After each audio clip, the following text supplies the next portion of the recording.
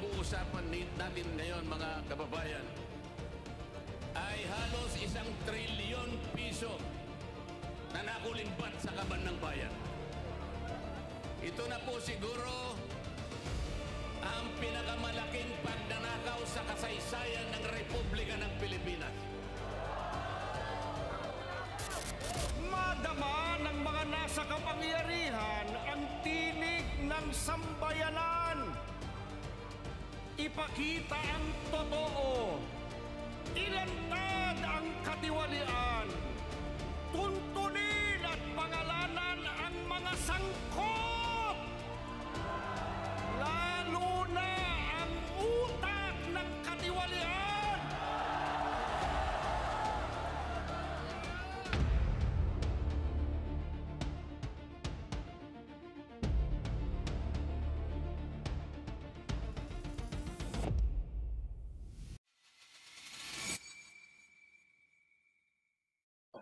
Rodante Marcoleta!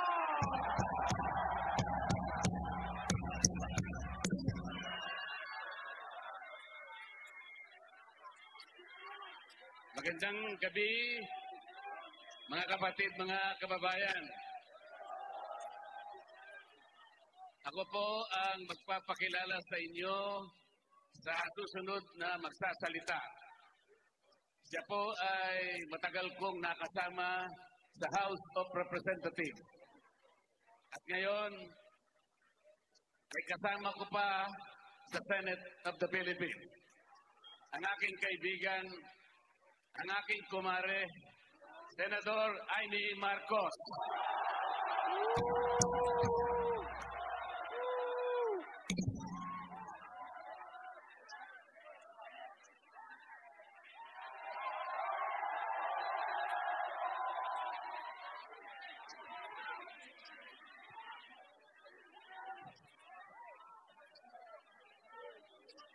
Magandang gabi po sa inyong lahat, mga mahal na kapatid.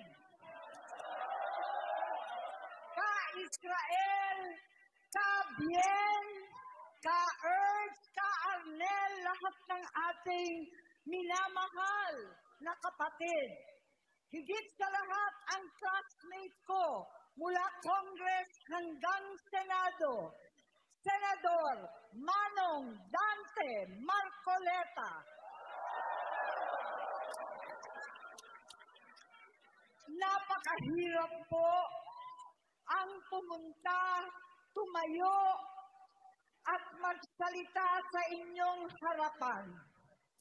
Pero noon pa man, alam kong walang madali kapag ikaw ay Marcos. Nanginginig ako at ang aking boses, hindi dahil ako'y natatakot sa inyo, kundi dahil nalulungkot po ako. Ipagpaumanhin ninyo kung sa gitna ng pagsasalita ko, ako'y hihinto, hihinga dahil sa bigat ng aking kalooban. Pero hindi yan ang dapat kong ihingin ang paumanhin. Hindi yan ang kasalanan ko sa bayan na dapat ihingi ko ng tawad. Narito po ako dahil sa tawag ng Iglesia ni Cristo para sa transparency, accountability, at hustisya. At dahil sa tawag ng sarili kong konsensya, bilang senador, bilang kapatid, bilang Pilipino. Bata pa lamang kami ni Bongbong. Alam na ng buong pamilya ang problema sa kanya.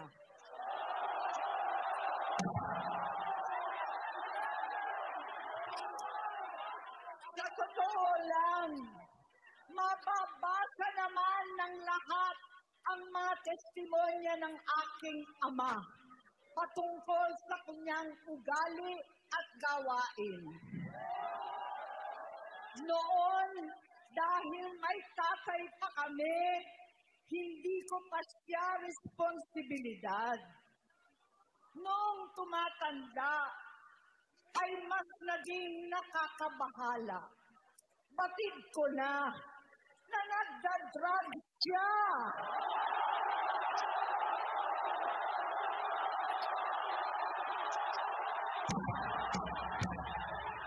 Naalaman ko at ng pamilya, naalaman ng pamilya, seryoso ito. Minsan, kami ng Presidential Guard at Metro Gompa ang naglilinis tuwing nagpa-party po sila.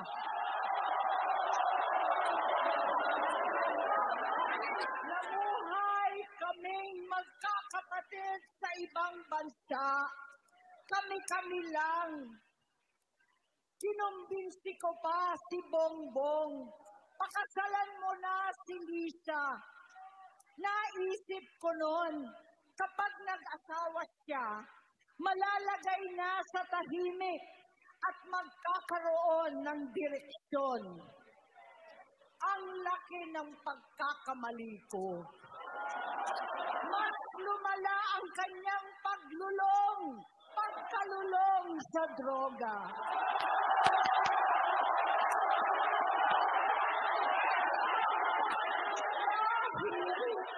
Parehas pala siyang mag-asawa.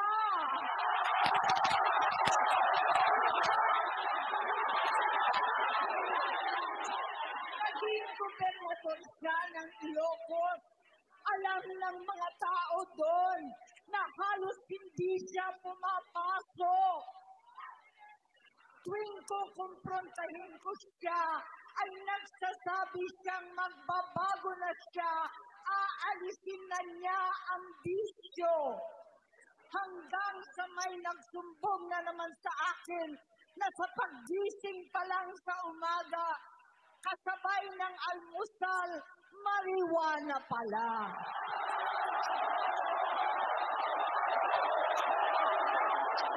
Paghapon sila.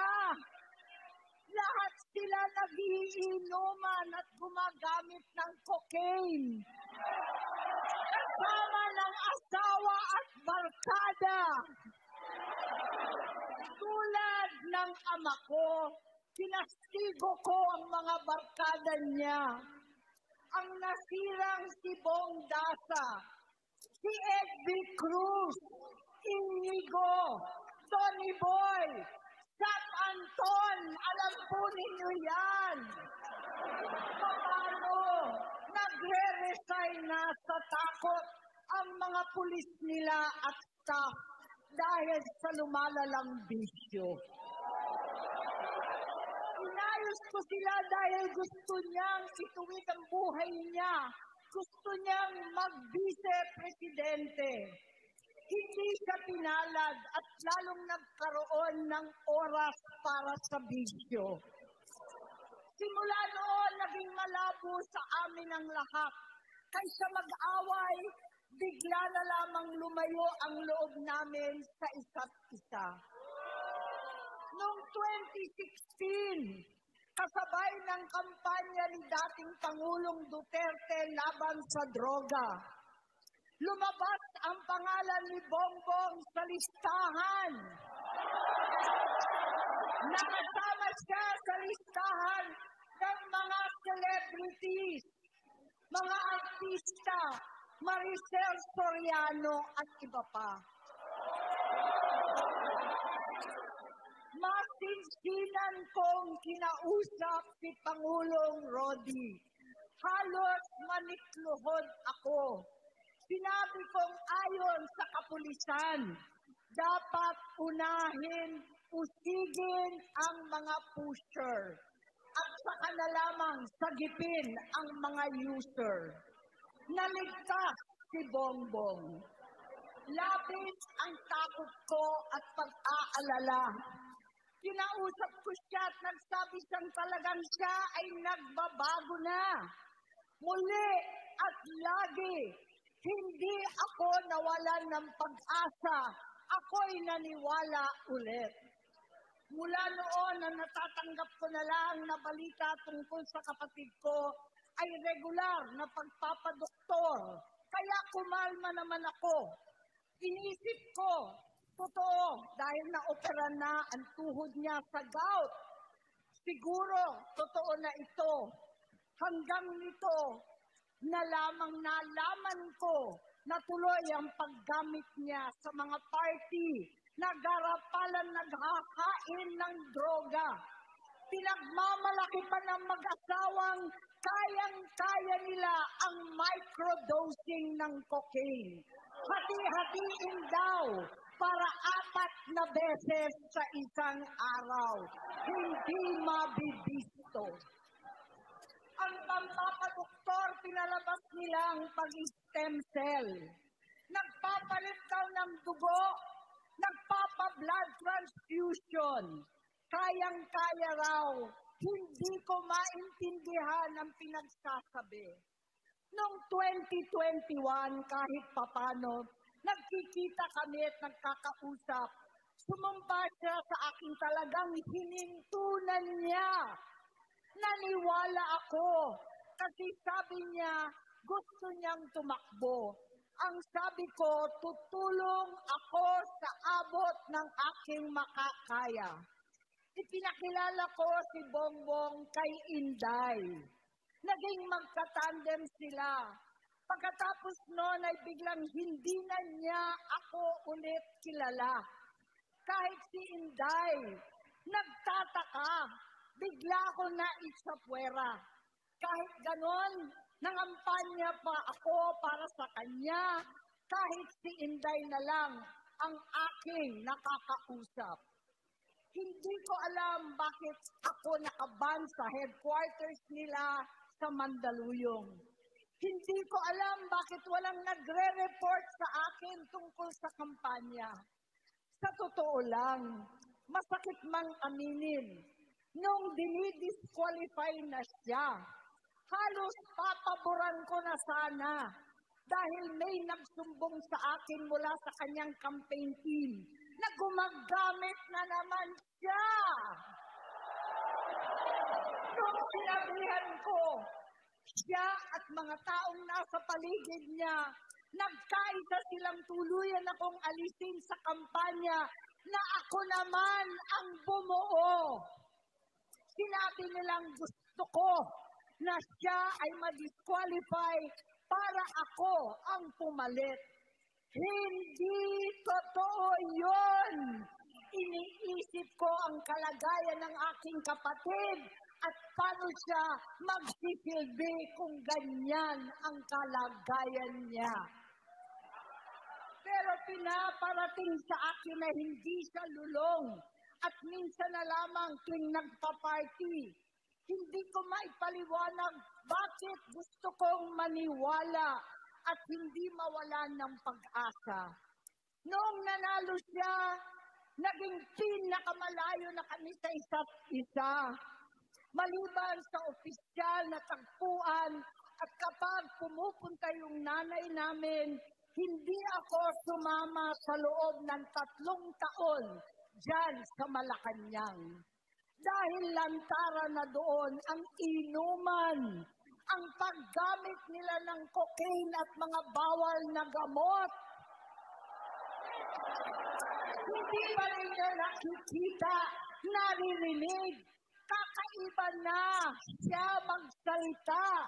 Hindi na maintindihan kung ano-ano na ang sinasabi at wala na sa sarili. Nagtatago sa kabaitan niya ang pang-aabuso niya sa droga. At nagbunga na ito ng mga nakakapinsalang maling desisyon. Hinayaan niyang kumilos ang mga nakapalibot sa kanya. Yung mga umaastang presidente habang nilululong siya ng mga ito. Hindi na kami nagkausap. Sa harap ng publiko, pinipilit kong magmukha kaming maayos. Pero wala na kaming koneksyon. Hindi ko hinihiling na maunawaan ninyo ako, lahat kayo. Sa palagay ko, ang makakaunawa lamang sa akin ay ang mga pamilyang may pinagdaanan sa adiksyon, sa inom, sa sugal, sa alak, sa bisyo, higit sa lahat, sa droga. Pagka hindi ko siya nakakasama, buong aking loob na ipasok sa institusyon.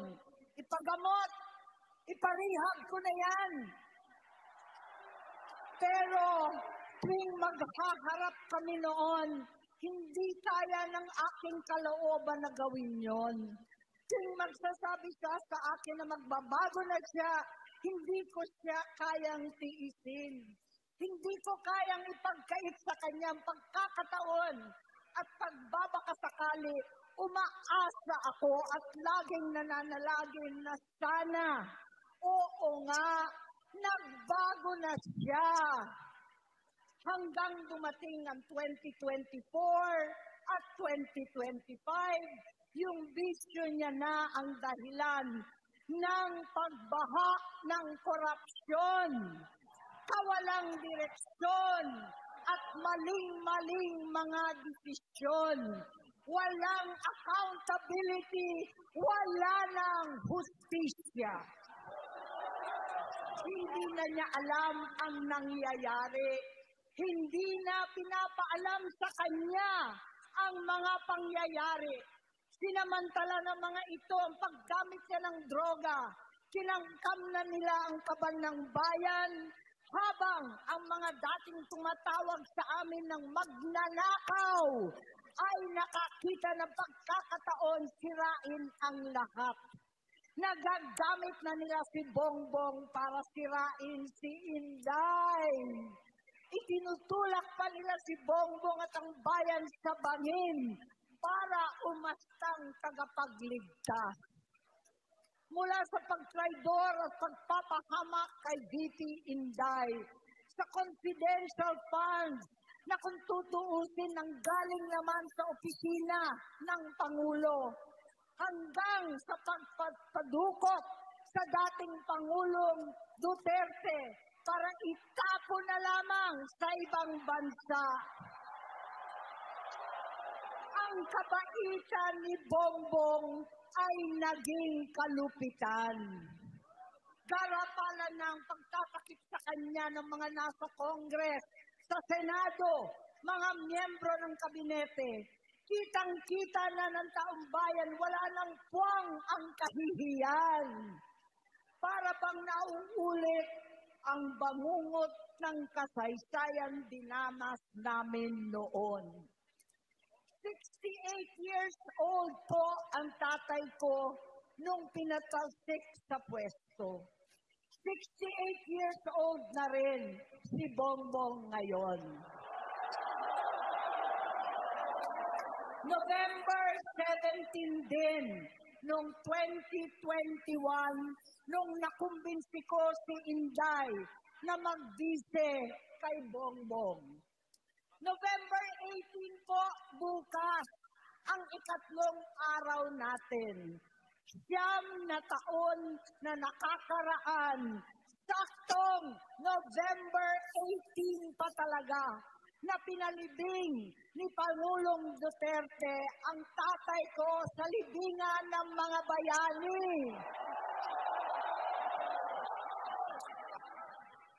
Halo-halo na ang aking nararamdaman, pero alam kong ito ang dulo at hangganan ng aking pagtitiis at pananahimik. Hindi na tayo mananahimik. Dahil na lamang kong pati ang mga anak niya ay nagdodroga na. Kinasusuklaman ko pa ang pag-alok ng mag-inang si Sandro ng droga ang aking mga anak at iba pang mga kamag-anak. Yan ang hindi ko na mapapalampas. Sa loob ng halos 4 na dekada, wala akong ibang pinangarap kundi maipakita sa sambayanan na hindi kami masamang tao. Hindi masama ang pamilya Marcos. Gusto kong ibangon ang dangal ng aking ama. Sa pamamagitan na nagpagtatrabaho para sa bayan, sinikap kong maging mabuting gobernador, kinatawan, senador. Hindi ako halos nagpapahinga para makapag-iwan sana ng legasiya na kapag sinabing Marcos, nabawi na namin ang tingin sa nakaraan. Ngunit sa kagustuhan kong maging responsableng anak, matupad ang pangako ko sa aking ama, nabigo akong maging mabuting kapatid. Naging mahina ako kay Bongbong. Sa kapulisan at sundalo sa lahat ng mga leader at tagapagpatupad ng batas, siya ang Pangulo natin ngayon. Sinabi ko kung anong kalagayan niya ngayon. Tulungan niyo akong mapabuti ang kanyang kalagayan. Tulungan niyo akong matulungan siya. Hindi niya ako kalaban. Ang kalaban niya ay ang sarili niya. At nadadamay ang bansa sa laban na yan. Bilang senador at lingkod bayan, batid ko ang mga problema at gaya ng bayan, alam ko rin ano ang solusyon.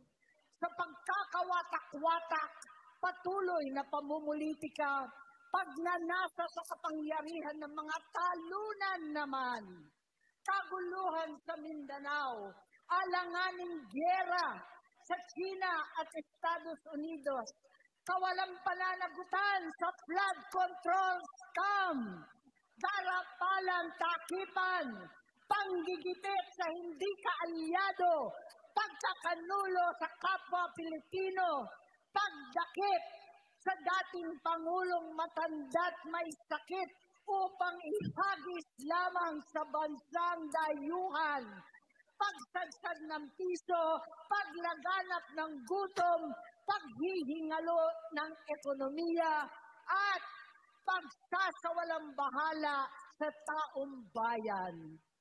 Ang delubyo at kalamidad na nagdudulot ng parusa, ang korupsyon na nauwi sa kawalan ng tiwala at hustisya sa Pilipinas, sa kanyang pamahalaan, lahat ng yan ay masusolusyonan kung ikaw, aking kapatid, magsaayos ng iyong sariling kalusugan. Kapag humupa ang ingay sa politika, kapag umuwi na kami sa aming pamilya, hindi bilang senador, kundi bilang ate, bilang si Manang Aimee ni Bonget, kaya itong sasabihin sa harap ng taong bayan, sa harap ninyong lahat at sa harap ni Bongbong. Bonget, magtatatlong taon na tayong hindi nagkakausap. 3 taon ko nang sinusubukan muli na ako'y pakinggan. Siguro ngayon ay makakarating ng buo ang gusto kong sabihin. Walang mababawasan, hindi madadagdagan. Bongbong, nag-aalala sa'yo si Manang. Tuwing nakikita kita sa TV, gusto kitang puntahan. Napakalaki ng pinagbago mo. Itsura, pagsasalita, takbo ng pag-isip. Minsan, napapatanong ako sa sarili ko, ikaw pa ba yan? Si Bongbong ba talaga yung nakikita ko? Pero ako, ading ko, ako pa rin ito. Ako pa rin ang ate mo na tumayong ama't ina sa inyo sa ibang bansa. Ang kasama no sa sumubok na sanglain lahat ng sakit para sa iyo.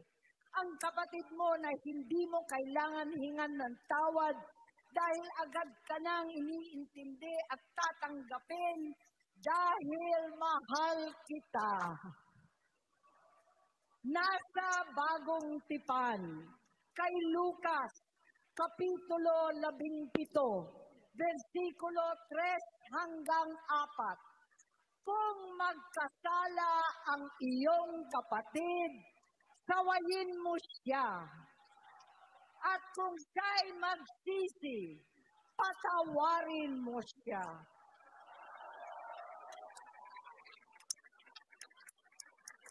Tama na, ading ko. Tapusin mo na ang paghihirap mo at ng bayan. Gaya noong umalis tayo sa palasyo, kaya ko pa rin hawakan ang iyong kamay, huwag kang matakot. Malaki na ang dulot sa iyo ng droga. Sinisisi ko ang sarili ko dahil hindi ako nakinig sa mga sumbong. Hindi ako nakialam. Hindi ako maniwala. Pero hindi pa huli ang lahat. Tama na, ading ko. Magpahinga na tayo. Umuwi na tayo. Magpagamot, magpagaling at nangangako ako. Hindi ako malilingat. Hindi ako magkukulang. Lahat ng kasama mo ngayon, hindi natin kasama sa pinakamadilim na bahagi ng buhay natin.